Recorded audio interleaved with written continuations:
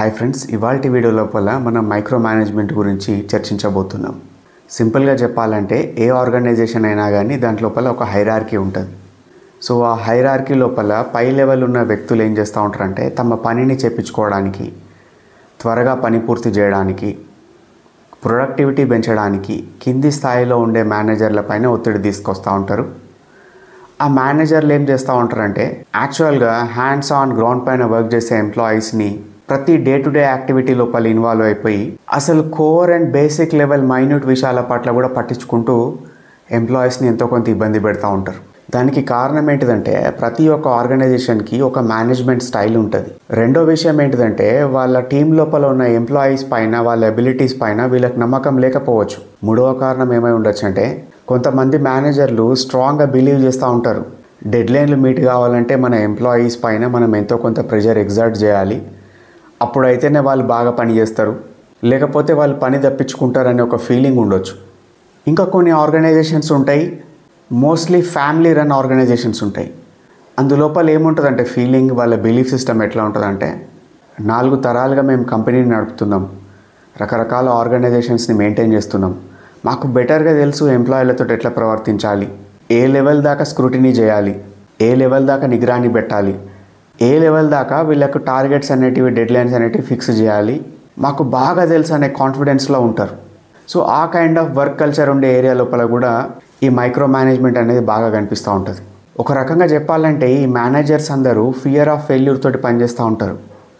మా ఎంప్లాయీస్ కారణంగా మేము ఓడిపోకూడదు, మేము ఏదో ప్రూవ్ చేసుకోవాలి లైఫ్ లోపల అనే టెన్షన్ లోపల, ఫ్రస్ట్రేషన్ లోపల రకరకాల కారణాలతోటి తమ ఎంప్లాయీస్ని ఇబ్బంది పెడతా ఉంటారు. ఇంకొక ముఖ్యమైన కారణం ఏంటిదంటే కొంతమంది మేనేజర్స్ తమ హైరార్కీ లోపలికి పైకి ఎదుగుతున్నా కానీ వాళ్ళు కొత్త ట్రైనింగ్స్ ఏమి తీసుకోరు, కొత్తగా ఏమి నేర్చుకోరు, స్కిల్ డెవలప్మెంట్ ట్రైనింగ్ సెషన్స్కి అటెండ్ కారు.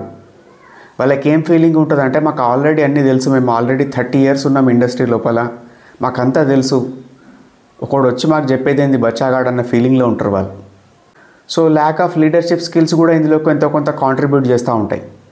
మేనేజర్లు కానీ, సూపర్వైజర్లు కానీ, హెడ్ ఆఫ్ ది డిపార్ట్మెంట్స్ కానీ, కీ ఎగ్జిక్యూటివ్ పోస్టుల లోపల ఉన్న ఎవరైనా కానీ వాళ్ళు ఏమనుకుంటూ ఉంటారంటే ఈ మైక్రో మేనేజ్మెంట్ వల్ల మంచి జరుగుతుంది అని ఫీల్ అవుతూ ఉంటారు.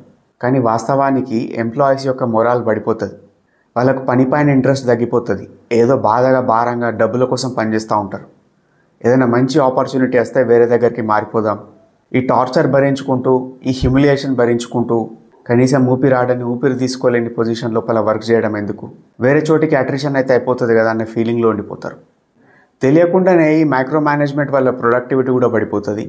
ఎప్పుడైనా అబ్జర్వ్ చేయండి, ఎవరి రెజ్యూమే చూసినా కానీ అందులోపల ఏమంటారు, నాకు మంచి ప్రాబ్లమ్ సాల్వింగ్ స్కిల్స్ ఉన్నాయని చెప్తారు. ప్రతి ఒక్క మేనేజర్ ఏం చూస్తూ ఉంటారు, నాకు మంచి స్మార్ట్ స్కిల్డ్ పర్సన్ కావాలి, నాకేమైనా డౌట్స్ ఉంటే కనుక నాకు ఏదైనా మంచి ఇన్పుట్ ఇవ్వాలి అని ఒక ఫీలింగ్లో ఉంటాడు. But at the end of the day మనం గ్రౌండ్ రియాలిటీ చూస్తే మోస్ట్ ఆఫ్ ద మేనేజర్స్ ఎట్లా బిహేవ్ చేస్తూ ఉంటారంటే నేను చెప్పింది డిక్టేట్ చేసి నువ్వు చేయాలి, ఆ లైన్ నుండి నువ్వు కొద్ది కూడా పక్క జరగడానికి వీల్లేదు. వీళ్ళు అవతల వాళ్ళు ఇచ్చే ఇన్పుట్ కానీ, సజెషన్స్ కానీ తీసుకునే మూడ్లో ఉండరు, మనకంతా తెలుసు అనే ఒక ఫీలింగ్లో ఉండిపోతారు. ఇంకొక విషయం ఏంటిదంటే కొంతమంది సజెషన్స్ ఇచ్చినప్పుడు కొద్దిగా హ్యూమిలియేటింగ్గా ఫీల్ అవుతారు, నాకు తెలియదా వీడు వచ్చి నాకు చెప్పేది ఏంది. వాళ్ళు దాన్ని బయటికి బహిరంగంగా చెప్పకున్నా కానీ వాళ్ళ ప్రవర్తనతోటి, వాళ్ళ బిహేవియర్ తోటి, the way they communicate and the way they behave in the office, the way they treat that particular employee అందులోపల బయట కనిపిస్తూ ఉంటుంది, బయటపడిపోతూ ఉంటారు.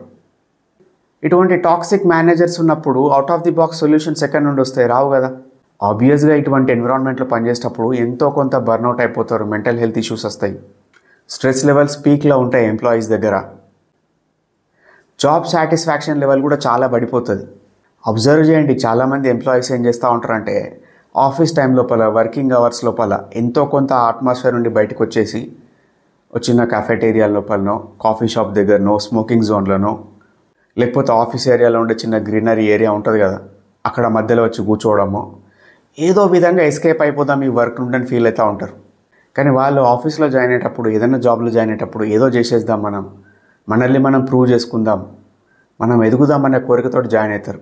వర్క్ మీద నుండి ప్రేమ వెళ్ళిపోవడానికి కూడా కారణం ఇటువంటి మేనేజర్లు అవుతూ ఉంటారు. ఒక రకంగా మనకు అర్థమయ్యే భాషలో చెప్పాలంటే ఒక కోహినూర్ డైమండ్ ఉందనుకోండి, దాన్ని తీసుకెళ్ళి ఒక కిరీటంలో పెడితే, ఒక సింహాసనంలో పెడితే, పలానా ఒక దేవునికి కిరీటం చేసి అక్కడ ఆయనకు పెట్టినా కానీ, లేకపోతే ఒక రాజు కిరీటంలో పెట్టినా కానీ, లేకపోతే మన ఇండియాకి తీసుకొచ్చినప్పుడు మన పార్లమెంట్ లోపల ఎక్కడ ఒక మంచి ప్లేస్లో పెట్టినప్పుడు దానికి కొద్దిగా అందం వస్తుంది. అంత విలువైన కోహినూర్ డైమండ్ లాంటి ఒక ఎంప్లాయీని తీసుకొచ్చి నువ్వు ఒక పేపర్ వెయిట్ లెక్క వాడితే ఎంత ఘోరంగా ఉంటుంది. సో చాలాసార్లు గొప్ప టాలెంట్ అనేది వేస్ట్ అయిపోతూ ఉంటుంది. ఒక రకంగా చెప్పాలంటే ఇటువంటి మైక్రో మేనేజ్మెంట్ చేయబట్టి ట్రస్ట్ ఇష్యూస్ వస్తాయి. ఒక రకంగా చెప్పాలంటే ఎంప్లాయీస్ మధ్యన ఎంతో కొంత అపనమ్మకం వస్తుంది. ఒక రకంగా ఒక జూనియర్ వచ్చిండు, కొన్ని సంవత్సరాల తర్వాత, కొన్ని నెలల తర్వాత, లేకపోతే సర్టెన్ టైం తర్వాత ఈ జూనియర్ ఇతన్ని రిప్లేస్ చేయబోతున్నాడు. ఇప్పుడు నాలెడ్జ్ ట్రాన్సిషన్ అనేది జరగాలి కదా, అతనికి ఇతను కోచింగ్ ఇవ్వాలి కదా ఎంతో కొంత. అట్లీస్ట్ అక్కడున్న గ్రౌండ్ రియాలిటీ అనేటిది, ప్రాజెక్ట్ ఏ సిచ్యువేషన్లో ఉన్నది అనేటిది ఇతడికి ఎక్స్ప్లెయిన్ చేయాలి కదా. ఒకవేళ ఆ సీనియర్ కనుక మైక్రో మేనేజ్మెంట్ సిచ్యువేషన్ లోపల ఆల్రెడీ విక్టిమ్ అనుకోండి, అతను పెద్దగా ఇంట్రెస్ట్ చూపించాడు, ఏదో ముక్తసరిగా నార్మల్ ఇన్స్ట్రక్షన్స్ ఇచ్చి వెళ్ళిపోతాడు, లేకపోతే అతను అవాయిడ్ చేస్తాడు ఆ రోల్ని కూడా. సింపుల్గా చెప్పాలంటే ఎంప్లాయీస్ అందరు ఏం ఫీల్ అవుతూ ఉంటారంటే వాళ్ళు ఒక కంట్రోల్డ్ అట్మాస్ఫియర్లో ఉన్నాం, ఒక హెల్ప్లెస్ సిచ్యువేషన్లో ఉన్నాం, మాకు ఎటువంటి స్వాతంత్రం లేదు, మా క్రియేటివిటీని ఎక్స్పోజ్ చేసుకునే ఆపర్చునిటీ లేదు, ఒక రకమైన నెగిటివిటీ తోటి డౌన్ అయిపోతూ ఉంటారు. The feeling of being constantly watched. వాళ్ళ ఒరిజినాలిటీ బయటికి రాదు, ఫ్లరిష్ కాలేరు. వాళ్ళు ఎప్పుడూ ఇంటిమిడేటెడ్గా, టిమిడ్గా, ఏదో మొనోటనస్గా, నాకు డబ్బులు వస్తున్నాయి కాబట్టి నేను జాబ్ చేస్తున్నా, ఆ టైప్ ఆఫ్ ఫ్రేమ్ ఆఫ్ మైండ్లో ఉండిపోతారు. కొన్నిసార్లు ప్రొడక్టివిటీ పెరగకపోవడానికి కారణం ఈ మైక్రో మేనేజ్మెంట్ కూడా అవుతూ ఉంటుంది. సో కీ ఫిగర్స్ అనేవాళ్ళు వాళ్ళకు వాళ్ళు అర్థం చేసుకొని లీడర్షిప్ లెవెల్లో ఉన్న వాళ్ళకు లీడర్షిప్ స్కిల్స్ పైన ట్రైనింగ్ ఇస్తూ ఉండాలి, ఇంటర్పర్సనల్ కమ్యూనికేషన్ స్కిల్స్ పైన ట్రైనింగ్ ఇస్తూ ఉండాలి, ఎంప్లాయీస్ మధ్యన ఎంపతి అనేది జనరేట్ చేయడానికి ప్రయత్నం చేస్తూ ఉండాలి. సో ఇది friends, this is Gautam signing of.